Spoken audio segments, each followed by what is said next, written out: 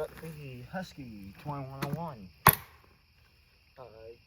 Just again, similar thing as 266, sat for a few days. Just want to see how it acts. It's got new crank seals. Just want to see how it held tune, how it starts, and just how it acts.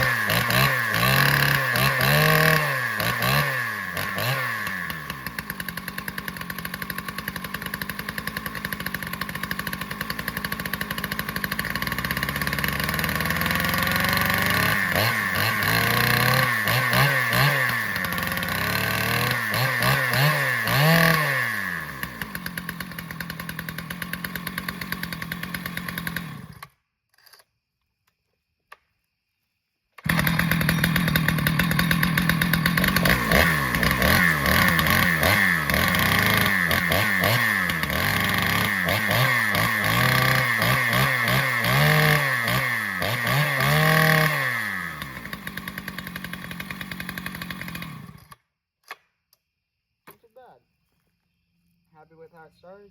Idle still seems a little high. I guess I can crank that down just a touch, but as you heard, low jet's still in good shape. High jet, hard to tell without burying in a piece of wood, just as these are a governed carb. But overall, I'm not unhappy with that. That behaved very well.